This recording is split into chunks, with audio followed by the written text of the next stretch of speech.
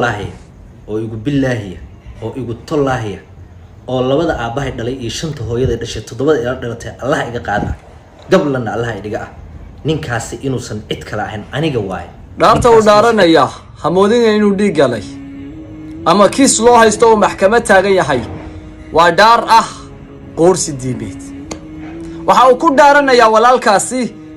nin qaawan oo la soo sheego la yiri baraha bulshada inuu ku jiro inuu isagu yahay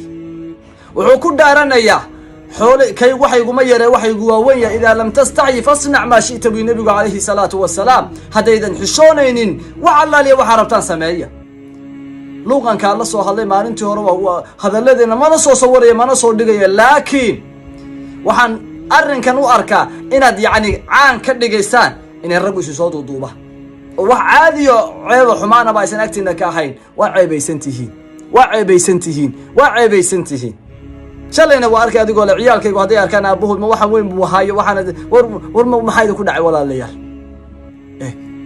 sidaaba uma hadlaanba raganimada leh maxay ku dhacay hamoodina hadaad xumaatada ku faantaan oo xumaatada aad ku faantaan oo aad gacmaha iska qaban weydaan nabigu waa kii lahaa waxa idin imaan doona xanuuno aydan weligiin arag dhacdina waxa ku faafaya daacun bi nabigu alayhi salaatu marka dhalinyaradaas oo kale ogaada ودعاة الشياطين ويا أولئك حزب الشيطان ألا إن حزب الشيطان هم الخاسرون وددا يكون يليان ووددا عذاب كويان أخلاق حمد وددا دويان رجوا إن إسقاويان ويان وددا الدمر كين يكون يسيان وحيليهن دمر بعيب له رجع عيب ملحة وأنا قاعدة الشيطان كو أديك سدي أوجاده